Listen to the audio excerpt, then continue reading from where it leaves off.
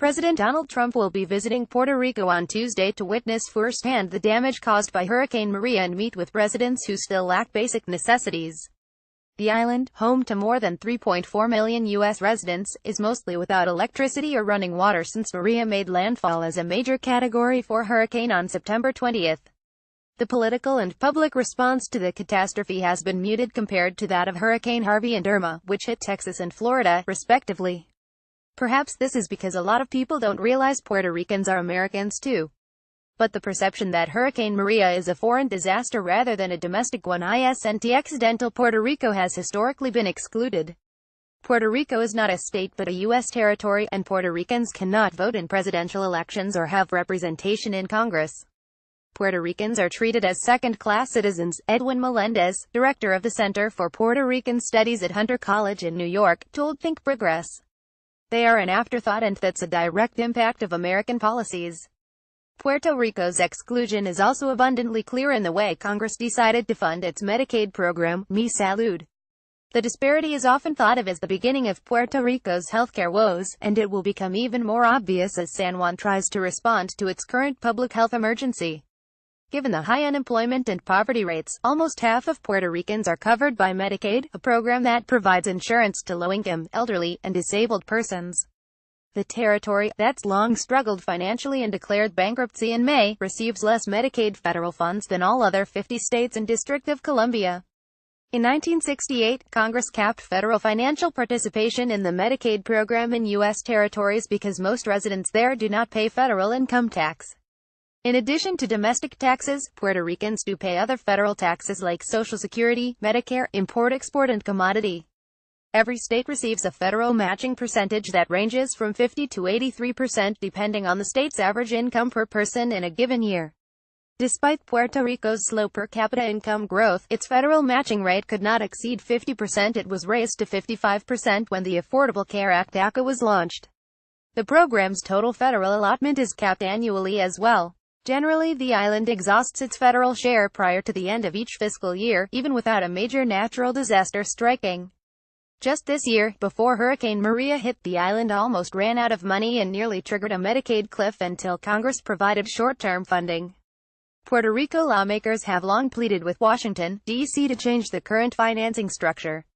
In a 2005 letter addressed to the U.S. Department of Health and Human Services, then Executive Director of the Puerto Rico Federal Affairs Administration Eduardo Badia described the federal government's shortfall during the past 37 years. The Commonwealth of Puerto Rico's federal matching assistance percentage (FMAP) has effectively shrunk from 50% to 18%. If the Puerto Rico Medicaid cap enacted at $20 million in 1968 would have grown at the same rate the Medicaid program has grown, the cap today would be about $1.7 billion instead of its current $219 million. Puerto Rico would not only have a different Medicaid program today, but it would have a different healthcare system. The Obama administration had an opportunity to right past wrongs with the passage of the ACA in 2010 but did not, said Melendez. We just can't blame Republicans, he said. The ACA did not adequately address the insufficient federal Medicaid funding that has long plagued the island. Instead, the ACA provided two temporary sources of Medicaid funding in addition to its annual block grant. Already that funding has been depleted. The island riddled with health crisis, the policy decision to shortchange Puerto Rico isn't without consequences. And while a public health crisis is playing out most visibly today, with hospitals struggling to remain open and people dying due to medical supply shortages, Puerto Rico has been inching closer towards healthcare catastrophe for years. There has been an accelerated decline in the number of physicians, as doctors left the island for economic security. Due to insufficient pay and training, doctors have migrated to the mainland.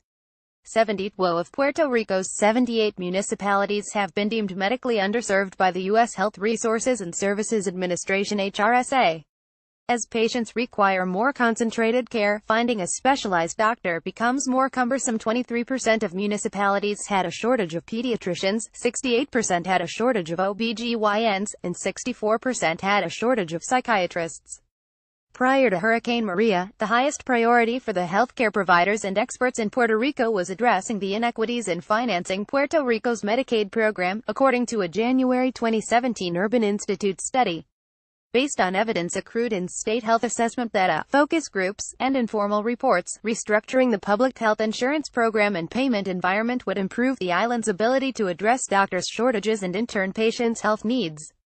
During GOP efforts to repeal and replace the ACA this summer, the public became more aware of the effects of restructuring public health insurance as a block grant.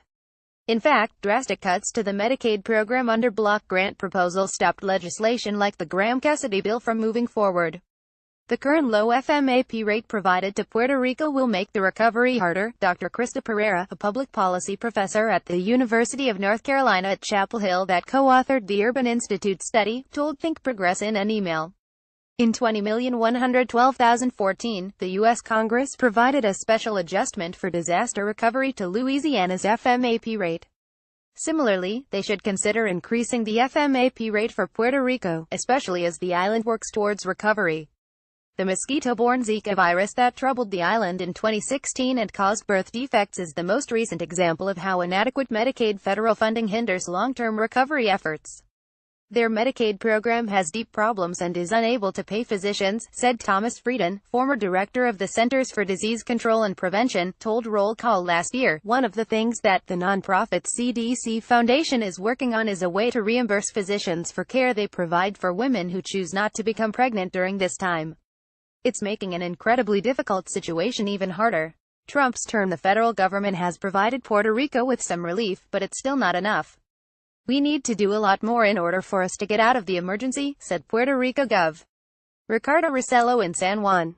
But the other thing that's also true is that the Trump administration has answered and has complied with our petitions in an expedited manner. The president has approved disaster declarations and scheduled a visit to the hurricane-ravaged island for this week. Additionally, the White House has amended its initial disaster declaration by instructing the federal government to cover 100% of the Federal Emergency Management Agency FEMA bill. FEMA would typically provide assistance on a cost-shared basis. The administration also waived the Jones Act and temporarily lifted shipping restrictions, which would enable the island to receive necessary aid. The aforementioned response is short-sighted. The question becomes, does Puerto Rico want to go back to Congress every 3 months and ask for more money, said Melendez. Given the island's current health crisis coupled with the inadequate funding, Puerto Ricans will have to. Does this Congress, does this administration have the appetite to handle that, he added. Critics have likened the Trump administration's action thus far to the Bush administration's lethargic response to Hurricane Katrina in 2005. The president's inability to accept criticism, and instead turn the crisis into a cultural war may triumph Bush's meager action. The mayor of San Juan, who was very complimentary only a few days ago, has now been told by the Democrats that you must be nasty to Trump. Donald J. Trump at Real Donald Trump, September 30, 2017. Such poor leadership ability by the mayor of San Juan, and others in Puerto Rico, who are not able to get their workers to help.